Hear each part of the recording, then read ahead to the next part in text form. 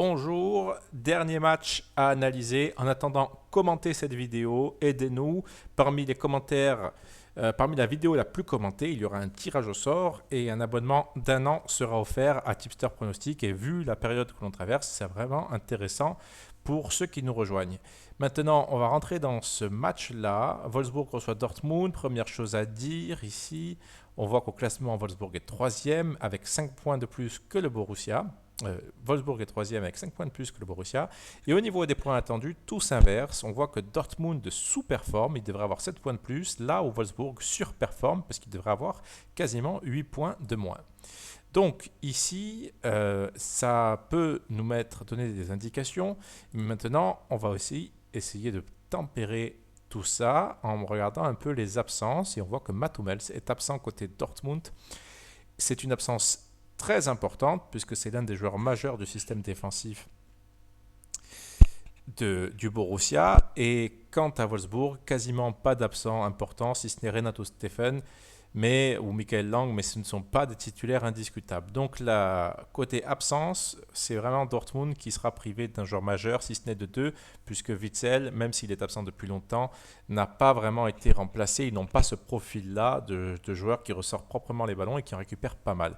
Ils ont Bellingham, qui est un joueur qui se projette beaucoup, qui a un talent incontestable et qui est un phénomène.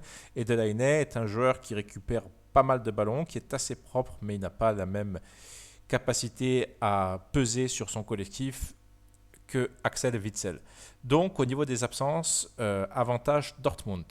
Regardons les cotes et on voit qu'au niveau des cotes, Dortmund est favori avec quasiment 2,20, là où Wolfsburg est outsider avec 3,25.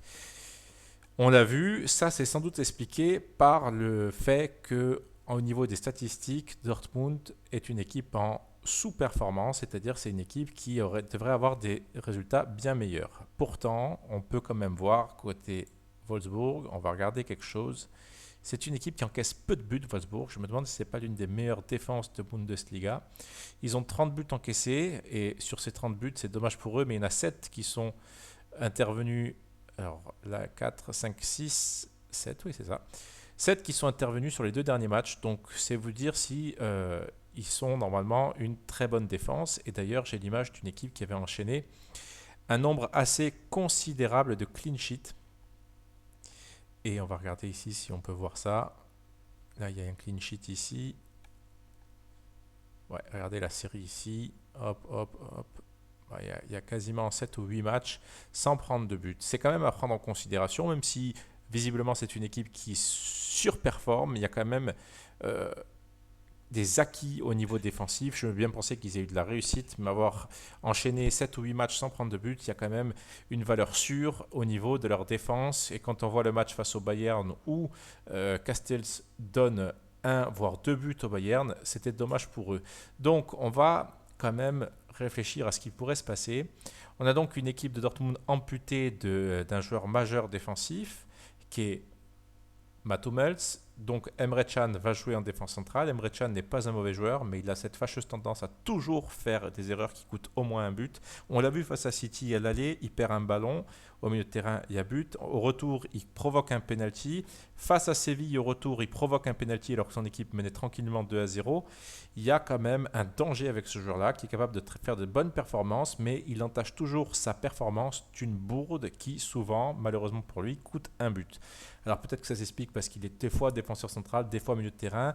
Et de toute façon, il a toujours eu un comportement assez spécial. C'est un joueur qui était habitué des fois, quand il jouait à Leverkusen, à prendre quelques rouges, même à Liverpool. Donc c'est pas un joueur archi fiable dans le sens où il peut faire quelques bêtises et provoquer soit un penalty, soit donner un but à l'adversaire. Donc déjà, on part de ce principe-là. On sait que Wolfsburg va marquer très souvent, au moins une fois. Ils sont capables de ne pas encaisser, on l'a vu, même si Dortmund a une très belle attaque.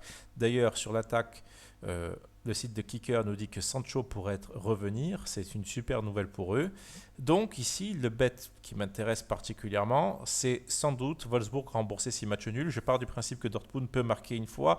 Wolfsburg, à mon sens, va marquer au moins une fois, devrait même marquer de la tête, puisqu'ils sont très performants dans ce secteur, que Mats Hummels est absent et c'est un joueur qui gagne, c'est l'un des défenseurs qui gagne le plus de duels aériens. Donc, Wolfsburg gagne remboursé 6 matchs nuls me semble être intéressant. Il y a un bet très bon aussi sur Pinacle. C'est Wolfsburg marque plus d'1,5 but. Je vois quand même Dortmund, je me suis peut-être mal exprimé, Wolfsburg marque plus d'1,5 but. Je vois Dortmund souffrir dans les phases défensives. Voilà pourquoi je fais pencher la balance côté Wolfsburg. Et surtout, vu les cotes, il me semble qu'il y a value.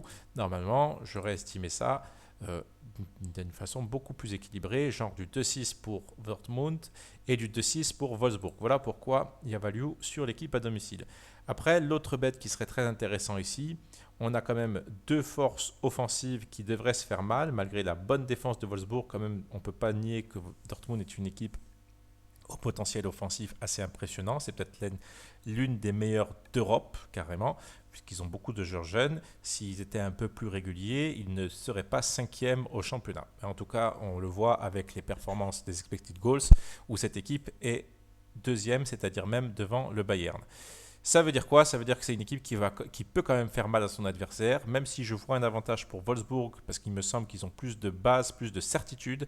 Dortmund peut faire l'exploit, ils l'ont déjà fait. Ce ne serait pas une énorme surprise de voir Dortmund remporter ce match-là, mais s'ils remportent ce match-là, je pense qu'ils devraient encaisser au moins un but malgré tout. Donc voilà pourquoi j'opte aussi pour le plus de 2,5 buts et les deux équipes marquent.